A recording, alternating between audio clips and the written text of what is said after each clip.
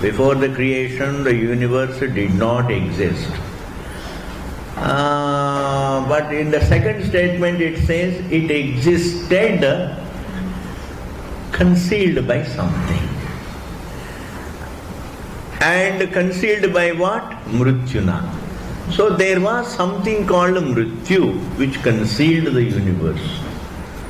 The universe remained concealed by Mrityu. What is Mrityu and what is the universe? Now in common parlance, Mrityu means death.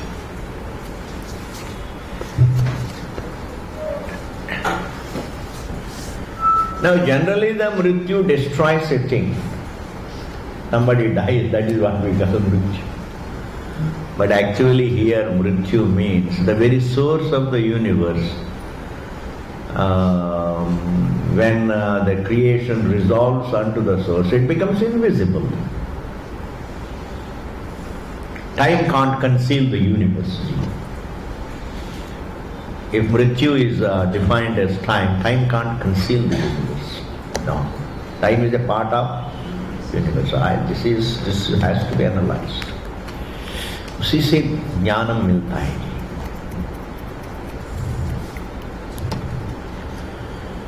There is a given detail of the universe can't conceal it. And even darkness cannot conceal the universe, because even darkness, I would say, is a part of creation.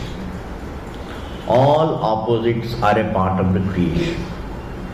The physical light and physical darkness, both are a part of the creation.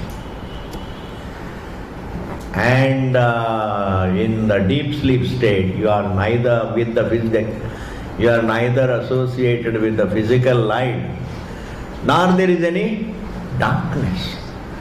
One has to really take the stand. I look upon the deep sleep state as a darkness, but the logic says it is free from darkness. How do you resolve that conflict?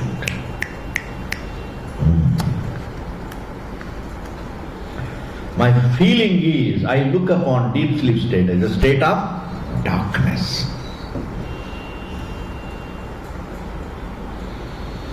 Why? Because the logic says there should be no darkness also, because darkness also is a part of creation.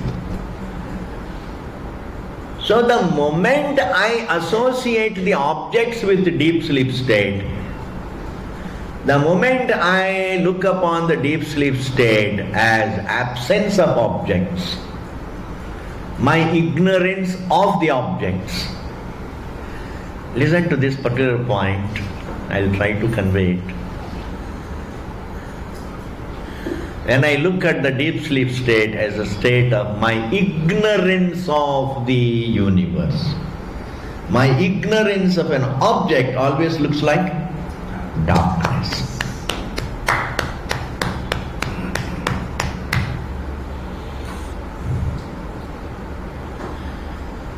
Like when there is an object but I don't see it, it is darkness.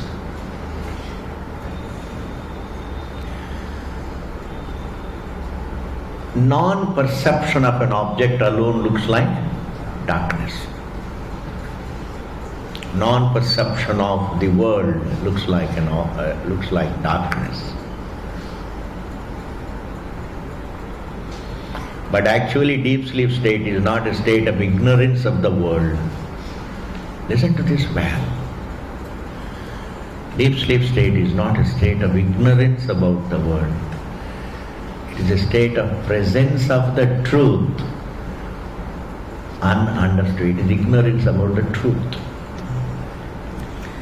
From the sleep point of view, it is not ignorance, but from the waking point of view, the truth alone is but ununderstood. The ununderstoodness of the deep sleep state as the presence. Deep sleep state, ununderstood as the presence of one's being, looks like darkness. Listen to this again. Deep sleep state, ununderstood as the presence of one's being. Deep sleep state ununderstood as presence of experience. Deep sleep state ununderstood as the presence of anubhava makes it look like a state of darkness. A state of darkness. Yes. Deep sleep state ununderstood as the presence of anubhava looks like darkness from the waking point of view. But when the deep sleep is on, at that time there is no idea of even darkness. It is only presence of the truth. And therefore, darkness cannot conceal the universe. Amiji, why not we look at a deep sleep state as a state of ignorance of the universe? No, it is not a state of ignorance of the universe. It is not a state of our ignorance about the universe. It is a state of freedom from the universe. You have to hear this. Deep sleep state is not a state of ignorance about the objects. Because when the object itself is not there, how can you say? There's an ignorance. I know, it takes, maybe after I repeat 1,000 times, after the 1,000 times one registers this great beautiful Bhashikara's Vakya. Hey, don't look at deep sleep state as a state of ignorance about the objects. It is a state of freedom from the objects. It is a state of freedom thing. It is not a state of ignorance about time. It is not a state of darkness about the world. It is a state of freedom from the world. It is a state of freedom from the world. Freedom from the world after waking up, one does not look at sleep as a state of freedom from the universe. One looks at it as a state of ignorance about the universe. It looks like darkness. Darkness is born of my definition of deep sleep. Oh, badi baat hai. Darkness is the result of my definition of deep sleep. If I look at deep sleep as a state of ignorance about the world, then it looks like darkness. But it is not a state of ignorance about the objects. It is not a state of ignorance about the time and space and the mind and the body. It is a state of freedom. Advaita avastha it is. It is a non-dual avastha.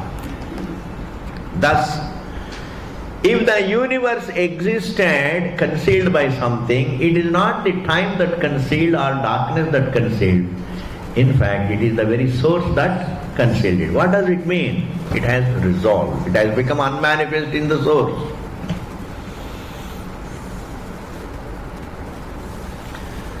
The unmanifest state of the universe inside its own source is what is called the mrityu. Okay. Yena avriyate yaccha avriyate tada navakshat mrityuna eva yadam avritamiti. If it were true, this is what we were doing in the previous class. If it were true, there was indeed nothing, there was indeed shunyam. If this were true, then the Shruti would not have said the universe was but concealed. There was mrityu but concealing the universe. The Shruti would not have said. If there was universe concealed by mrityu, then definitely it is not a state of shunyam. Next sentence. Bhagavan Shiva is called Mrityunjaya. He is called Mrityunjaya. Do you know why? He is the one who has conquered Mrityu. Why? The one who conquers the Mrityu is the one unto whom everything resolves. A Layasthanam cannot have Laya. Shiva is Layasthanam. Layasthanam can't have Laya. Are you able to follow? Where everything resolves, that can't resolve. Bhagavan Shiva is called Mrityunjaya, the one who has conquered death. And don't look upon conquering death as some kind of big tapasya or anything. Conquering death means that is freedom from death. Bhagavan Srishti, Bhagavan Vishnu, Bhagavan Brahma, Brahmaji is the source of creation and therefore himself is not created. Bhagavan Vishnu is the sustainer, therefore he doesn't require to be sustained. Bhagavan Shiva is the resolving point, therefore he doesn't get resolved. What is wrong in these beautiful connotations? What is wrong in that? Vedic culture cannot be only Tattvamasi. You can't say only Tattvamasi is Vedic culture. In fact, anything, it just really that one vision takes 1,000 forms. That one vision is conveyed by so many symbols. That one vision is conveyed by so many forms. That one vision is conveyed by so many details. All those details are a part of that vision. The various forms that come up in time, the various forms that human beings can think just to convey that vision, become a part of the culture of that vision. What is wrong in that? Then alone the culture becomes very colorful. I am not against it. I don't believe that you should only have only one culture called Tattvamasi, bas. That thou art. I say life is 100 years. It should be colorful also. It should be colorful also. And the temples convey that one vision. If there are flaws in the temples, it is not a fault of that vision. It is not the fault of the intention with which the temples were created.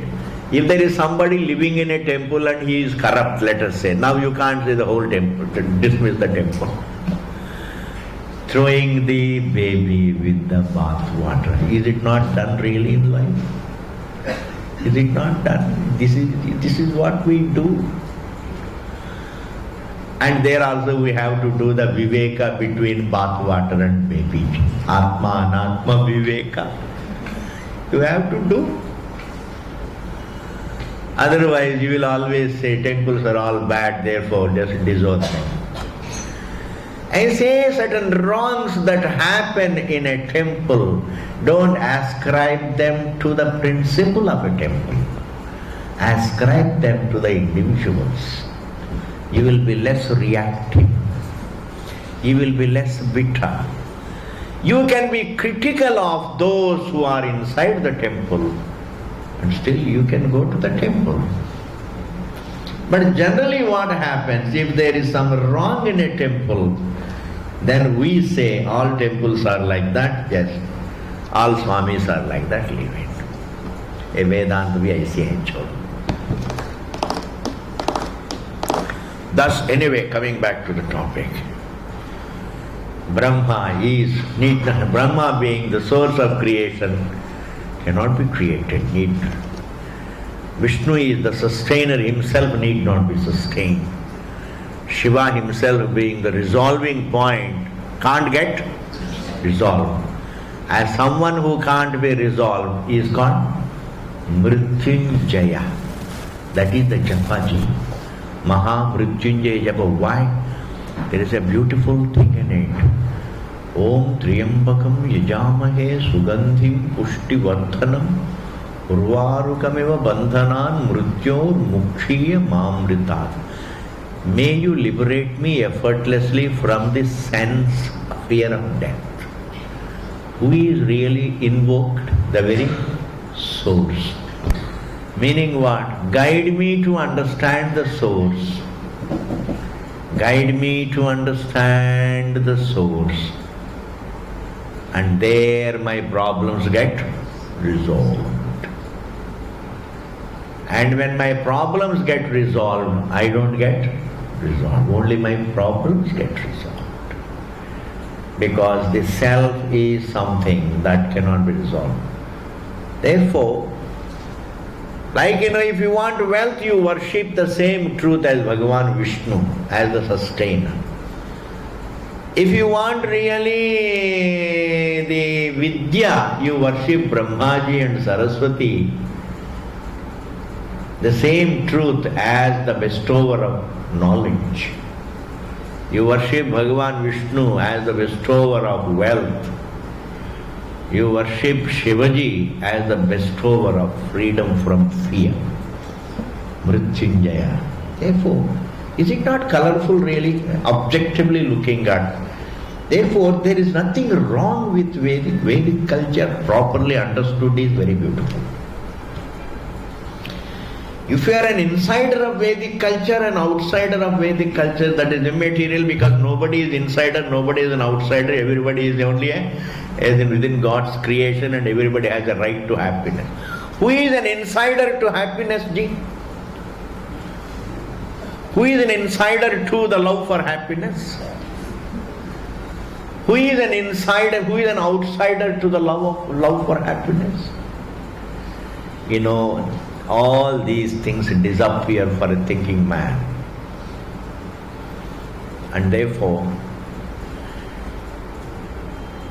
all these various things are a part of a very colorful culture, but ununderstood. And certain aberrations that we have in the society, they are not a part of Vedic vision. They are a part of human bias. Don't think. It is very amazing and amusing to me. It is very, very amusing to me that people ascribe these aberrations to Vedic culture as if human beings are perfect. Amazing thing. It is amusing. As a human beings are good enough to express their bias and create aberrations.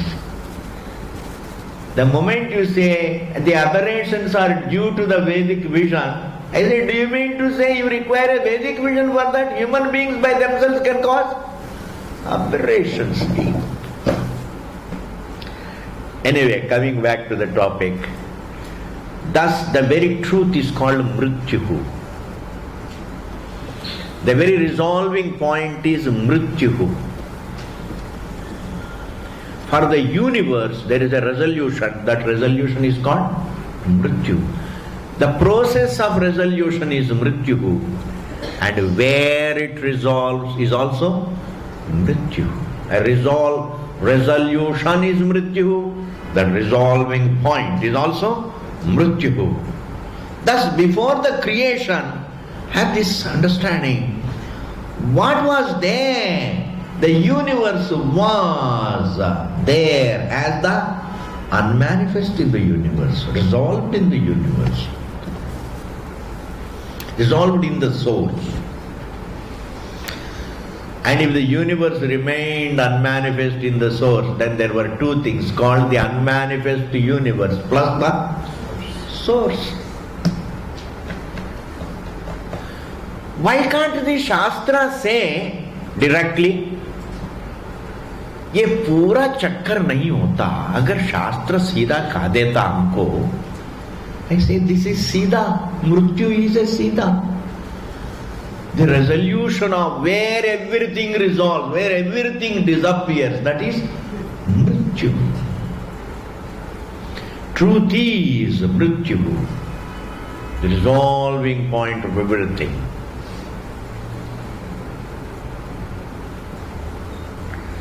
Navakshat tada navakshat Mrityunaye vidamavrutamiti nahi bhavati. The next sentence. Nahi bhavati, it is not. There is no such a thing. A non-existent something cannot conceal another non-existent thing. Only an existent something can conceal another existent thing.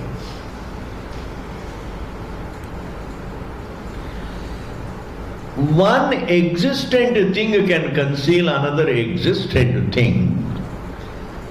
One non-existent thing cannot conceal another non-existent. We have great examples for non-existent.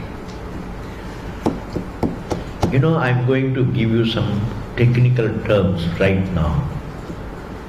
Truth is Paramarthika Satyam. It is Satyam. The universe is Vyavaharika Satyam, means Mithya. The other language is Brahman is Sat, Jagat is Mithya or Asat. The word Asat means Mithya. The false, looking like real. The false looking like real is called Asat. Asat is a word in Shastra used in the sense of Mithya. You have to follow it. You did not register it. Asat is a word that is used to convey something that is Mithya. When I see the rope and snake that appears is called Mithya. Rajju is Satyam. Or we can say Rajju is Sat or Satyam and Sarpa is Mithya or Asat. Either we say Satya, Mithya, or we say Sat and Asat. Pick up the pairs. Brahman is Sat, Jagat is Asat. Now I am going to ask you questions and test your intelligence. Sky flower, what is it? Sat or Asat? Rama, Rama, Rama, Rama, Rama. Sri Ramachandra. हे अयोध्या वासी श्री रामचंद्र मैं क्या करूं? Gagana Pushpa, there is a flower that grows in the sky. There is no such a thing called. This is neither Sat nor Mithya. It is Tucham. Tucham means totally non-existent.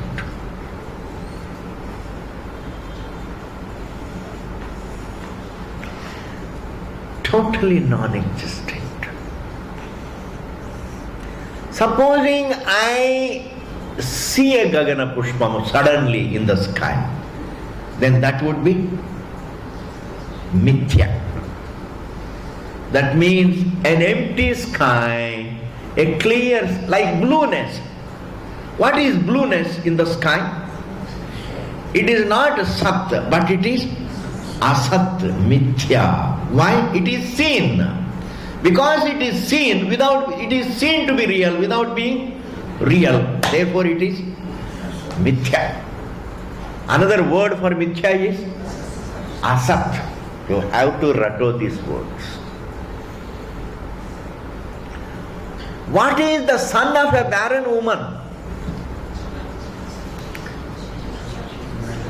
The son of a barren woman who is not there. He is neither Sat, he is nor Mithya. It is Tucham. Tucham means totally non-existent. I can't call it an error. It is non-existent. Blueness in the sky is an error in perception. Snake in the rope is an error in perception. And mirage water is an error in perception. Adhyas.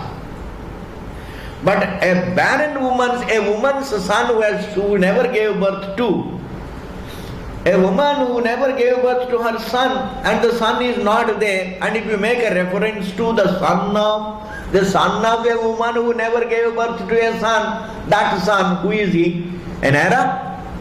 No, it is non-existent. Vandhyaputra is an example for the totally non-existent. Gagana Pushpam is an example for the totally non-existent. Don't call it as error. The moment you say error, then it becomes what? Mithya, asat.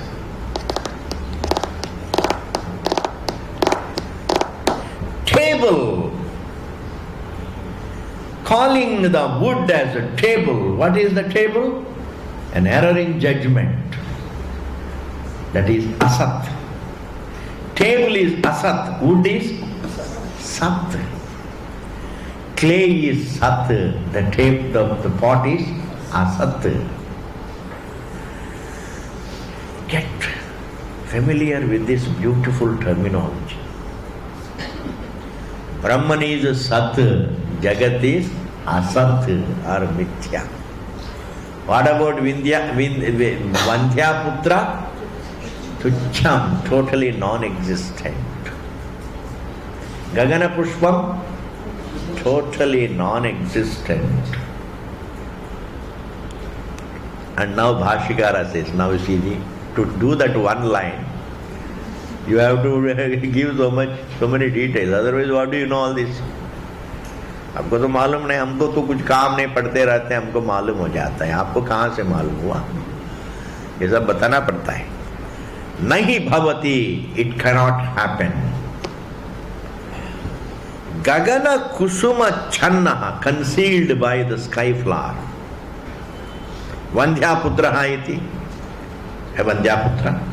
You can't say Vandhyaputra remains concealed by Gagana Pushpam. One non-existent thing cannot remain concealed by another non-existent.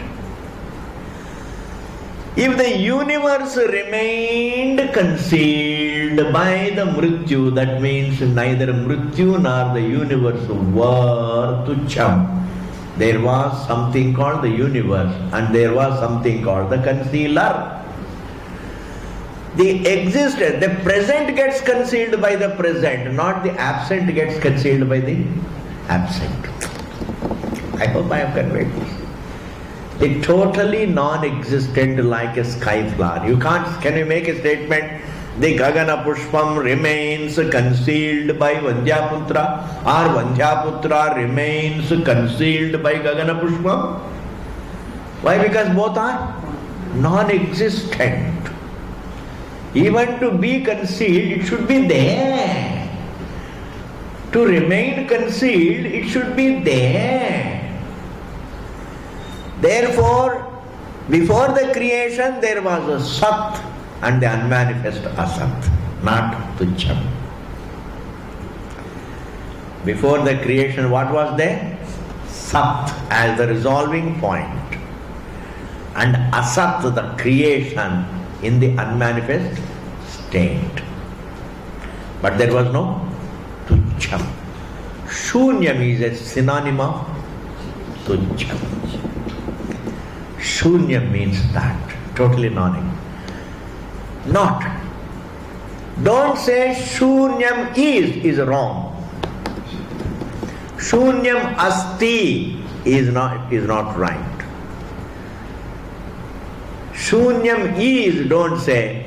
Shunyam is another word for nothing is. Nothing is. Nothing is. Nothing is. Nothing is. Nothing is.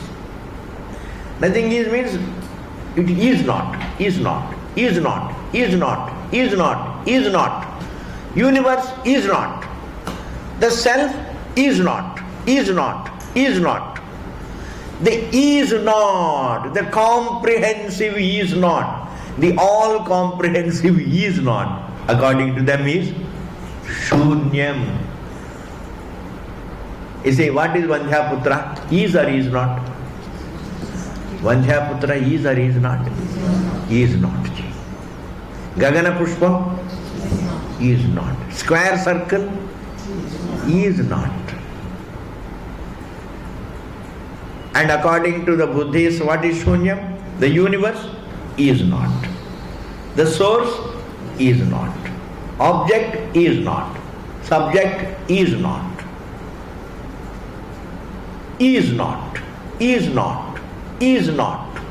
Total emptiness is called Shunya. But we can't think of such a situation before the creation. Because if there is something called is not, then what is the proof of it? For the is, the proof must be knowledge. For the is not also, the proof must be knowledge. I say there are 5 elements. The proof is my knowledge. I say there is no 6th element. The proof is only my knowledge. How can we discount this thing? It's a very disarming thing. The proof is only the knowledge. I am aware of it. What else can be the proof? If jnanam is not the pramanam, then what else is the pramanam? Even in courts of law we follow this eyewitness. That there are 5 elements, what is the proof? My knowledge. I see them. And the 6th element is not there, what is the proof? I see. I see it is not. I see that it is not. I see that it is not. I see it is not. Even ultimately not seeing boils down to seeing. I see that I don't see. Why there is no 6th element? I don't see it. And that I don't see, what is the proof? I see. Therefore, if you say is not, fundamentally everything is not. What is the proof? The Buddhist also has to say, it's my knowledge. And the one whose knowledge it is. Supposing the Buddhist were to say, it's not my knowledge, it is my inference, then the existence of the inferer is.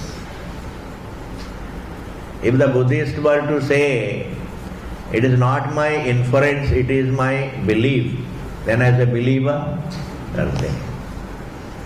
You have to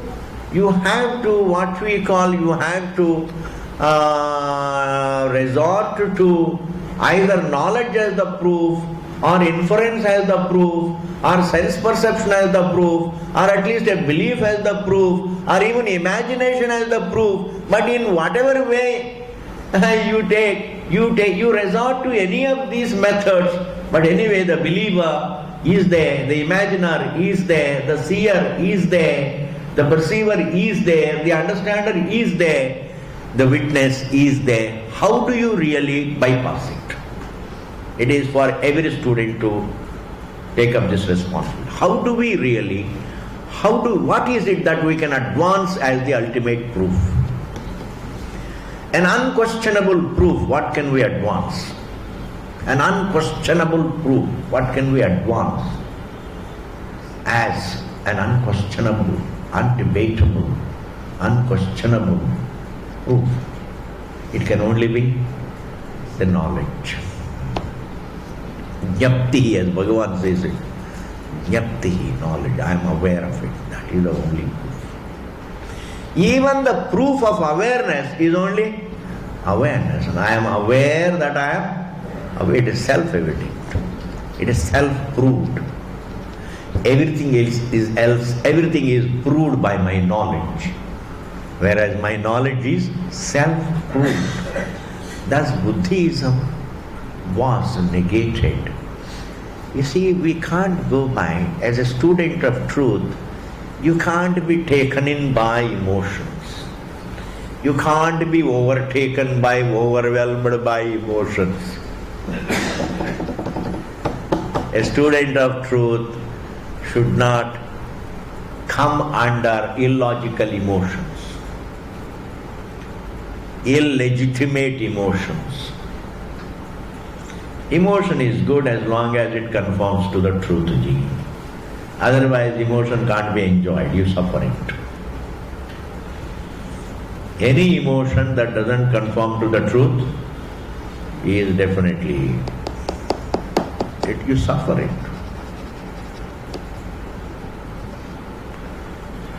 Even though we call them emotions, now I am going to tell you something very, very, very, very critical. What we describe as emotions, please understand, all of them really except in the mind of a thinking person, mostly in other minds, the emotions are contrary to the truth. Only in the mind of a thinking person, there are emotions that conform to the truth. Compassion to a suffering man, it conforms to dharma. And if there is an emotion that conforms to dharma, it also conforms to the truth. Otherwise, by and large, emotions are contrary to the truth, and people generally suffer. We suffer emotions. And what we describe as emotions, this is what I wanted to say. They are also adhyasa, they are also errors. Technically they are errors, shobhanadhyasa. Therefore, sir, now coming back to the point, a sky flower can't conceal Vandhyaputra, or a Vandhyaputra can't conceal a sky flower, because both of them are non-existent. If the Mrityu concealed the universe, then the universe was there, not as Tucham, but as Asat, all right. And Mrityu was there as the resolving point. It is not totally non-existent, it exists as unmanifest.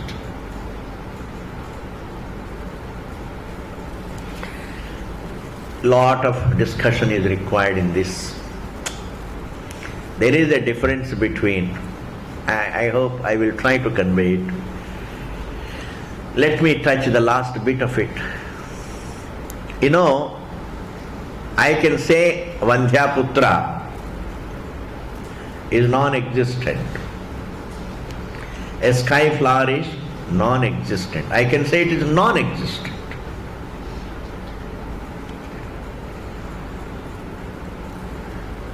When I see mirage water, even though fundamentally that is also non-existent, but the non-existence of mirage water and the non-existence of a sky flower, there is a difference.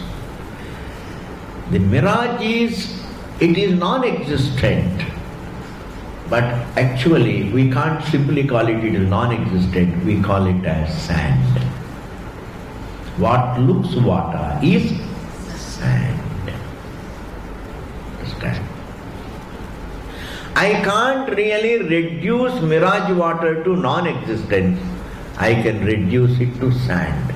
It's a very huge thing in Shastra. When we talk to Shunyavadis, this particular point is very important. We can't reduce Asat to Shunyam, Asat to non-existence. We can reduce Asat to Sat. Did you follow this? We can reduce Mithya to Satyam. We can't reduce Mithya to non-existence. Are you able to follow this? Whereas the idea of the Vandhyaputra, the idea of the sky flower can be dismissed as I can't reduce it to something present. The non-existent sky flower can't be reduced to something present. बहुत ही बड़ी बात है. Vandhyaputra cannot be reduced to something present, whereas a mirage can be reduced to something present. Similarly, the universe cannot be reduced to non-existence. The universe can be reduced to something present. Call this up the truth. The universe can be reduced to Bhagavan. That Bhagavan to whom it can be reduced is Mrityu. And the name and form of the universe remains unmanifest. Thus, my dear Shunyavadi, when the Shruti has said, before the creation, the universe was but concealed by Mrityu, the topic is great Siddhanta, the great Vedanta is being taught. There is nothing mystical also. If somebody, instead of studying Vedanta very seriously, instead of listening to it with great patience, if he takes up a book and underlines with red pencil, what is this Mrityu? It is all really very mystical वगैरह कुछ समझ में नहीं आता है. कैसे समझ में आएंगे जी? आप बताएं. You just think objectively. A person, he takes before he takes up the Vedanta book, he looks for the red pencil. The red lead pencil. To put questions. ये समझ में नहीं आता, ये समझ में नहीं आता, ये समझ में नहीं आता. He says line number 1 समझ में नहीं आता है. Line number 2 समझ में नहीं आता है. In between also he says समझ में नहीं आता है. Between the lines also समझ में नहीं आता है. That is why I think this is the best opportunity for you to understand one great thing. It is very unfair. It is not possible for a person to pick up Vedanta and understand it. Please. It is not possible for a human being, however scholarly he may be. It is not possible for a scientist even. It is not possible even for a scientist to pick up Vedantic book and read it and understand. It's not possible.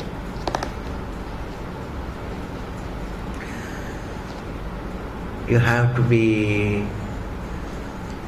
have that sympathy. How true it is. And you read Vedanta and if you don't follow it, then you say, कुछ भी नहीं है. ये तो कुछ भी नहीं है. मैंने तो पढ़ लिया. छांदोग्य का वो भी पढ़ लिया. बृहदारण्यक का वो भी पढ़ लिया. हमारे स्वामी जी का नोट्स वो भी पढ़ लिया. आस्था वगैरह वो सब पहले ही हो गया. सब पढ़ लिया है. कुछ नहीं है.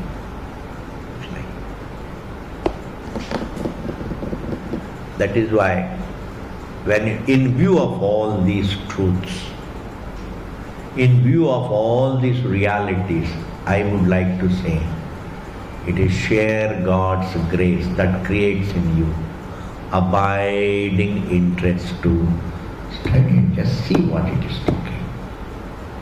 Just see what is this Vedanta talking. That abiding interest to just to see what it is talking. We'll find out the truth in time, but let me see whether what it says makes sense. Hey, if it makes sense, if I see the sense of it, then I have seen the truth. But where is the patience? That is why they say, all this remained concealed by death. They will say, कुछ समझ में नहीं आता है. Okay. Braviti cha. Ashikara says, sir, this very Upanishad he is going to say in future. In the coming sections it is going to say, Braviti cha. Mrityuna yeva idam avritam asititi. But it does say, not will say, sorry. Braviti cha, it does say that the universe remains concealed by Mrityu. If there is something concealed and if there is something concealing, then both must be present. They are not like Gagana Pushpam. They are not like Vandhyaputra. If they were like Vandhyaputra and Gagana Pushpam, then it would be Shunyam. The Shunyam means like Gagana Pushpam. The I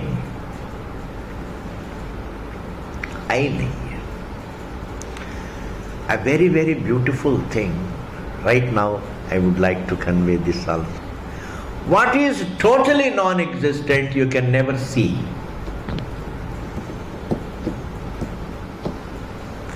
You only create a language for it, but there is no thing.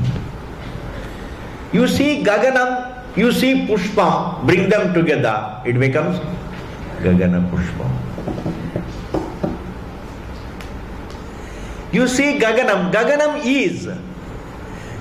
is not totally non-existent. Gaganam means sky. Sky is not totally non-existent, sky is there. Pushpam, a flower also, the idea of flower is there. Bring them together, then it becomes Gagana Pushpam. It is a concoction out of the Vandhyaputra or Gagana Pushpam. It is created by this thing. But there is a language for it, but there is no thing called Gagana Pushpam. That means what is totally non-existent can never be seen. What is totally non-existent can never be seen. But the universe is seen. The non-existent universe is being seen, is the statement made by Shunyavadi. Understand? The non-existent is being seen as existent. But such a thing, there is no instance in which the totally non-existent becomes. Then they will immediately change the examples. I want you to see this. I am giving you the very profound arguments, if you can grasp. The Buddhist immediately changes his examples. No, the universe is appearing. It is not like the Vandhyaputra being seen. It is not like the Gagana Pushpam being seen. But it is like Rajju Sarpa being seen. Or Maru Marichika, mirage water being seen. My dear sir, mirage water, it is not that the non-existent water is being seen as existent. It is the existent sand being seen as mirage. Ultimately it has to go to the Sat. But give me one instance in which the is not looks is. Tell me. Give me one instance in which the totally is not looks is. What is may look differently, that is adhyasa. The is not looks is. Give me one instance. The sand is and it looks differently. The rope is, it looks different. Brahman is, it looks different. As Jiva, etc. That is okay. If you say the universe is not, the universe is not, the is not universe looks is a Shunyavadi. The is not me looks is. The is not mind looks is. The is not consciousness looks is. How can the is not look is? Give me one instance. This is all the Ashtantam you are talking, but give me a Drishtantam for it, where it is universally appreciable. The is not, Dvaitam also is not seen. It is the Advaitam that is seen as Dvaitam, my dear thing. वेदांत को समझने के लिए you have to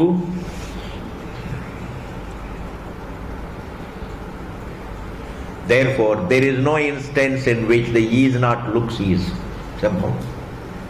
Therefore, the perception of the universe is not that the non-existent universe, it is not that the absent Jagat is seen present.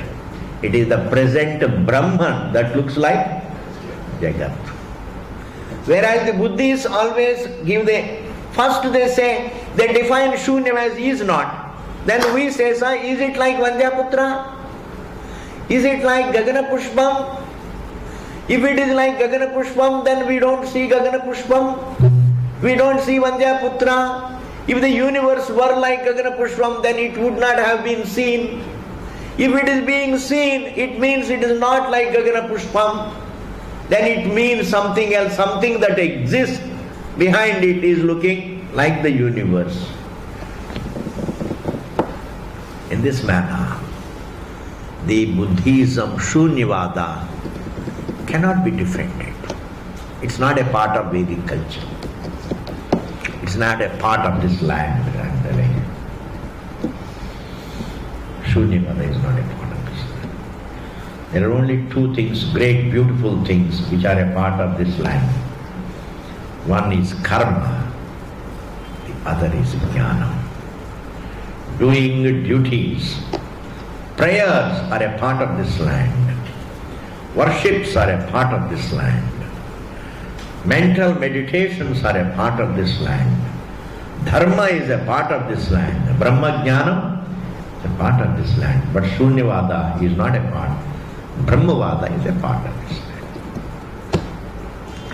I feel you can have, your life becomes different if you look at your culture as more of duties, prayers, values and Brahmajnana rather than all a concoction of so many schools. Okay, I like this topic. Now next line, Ji. Iti.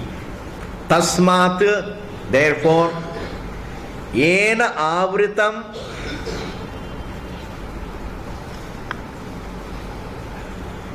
ena avritam karanena, the source by which the universe is concealed.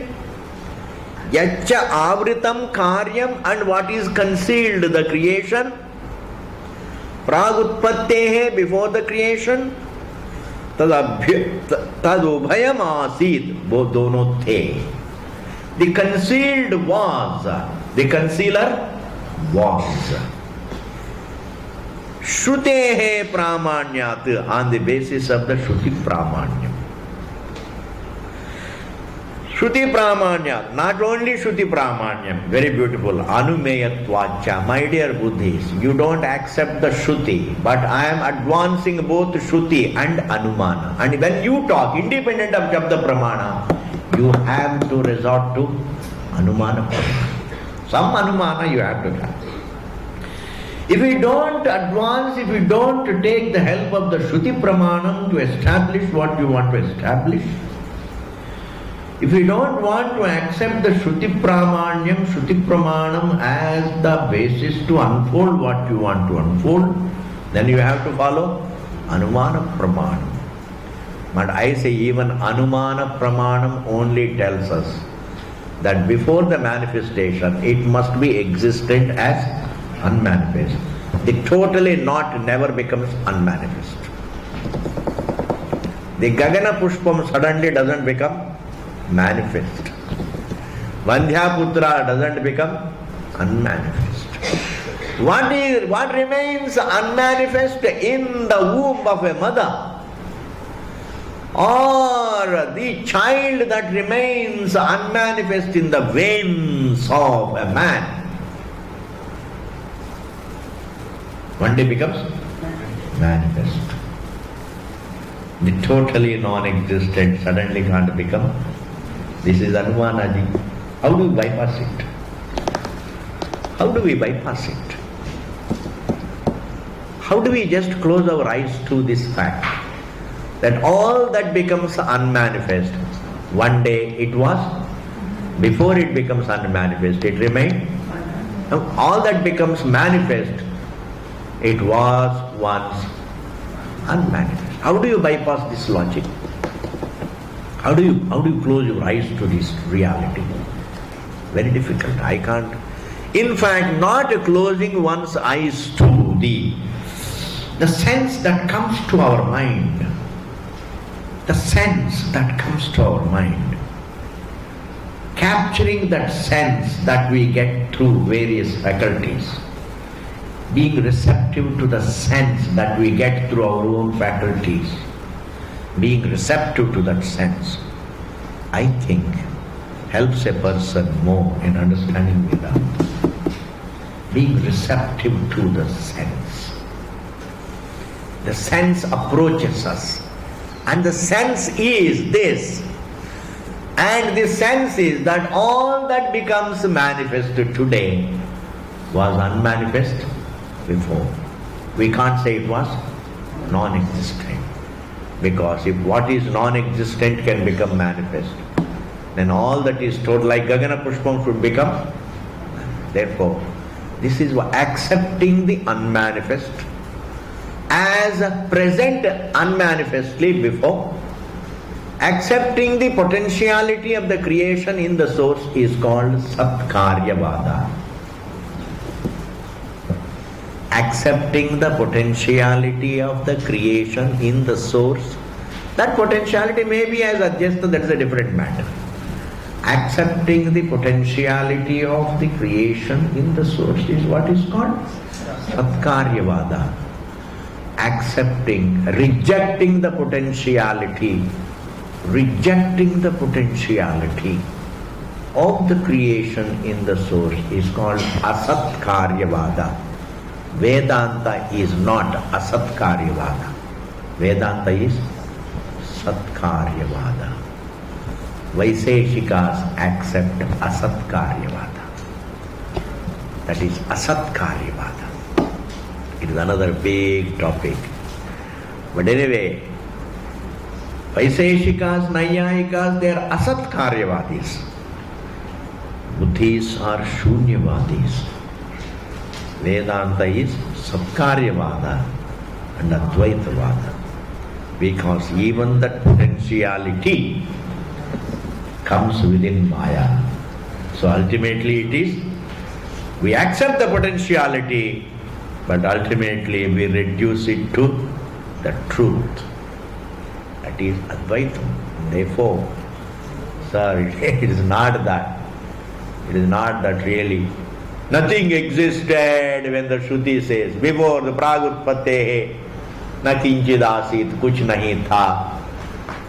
Should not mean kuch nahi tha. Nothing was perceived because it was unmanifested. This is the topic. I haven't seen many lines, but then that is what I have. That is how we have to continue it later.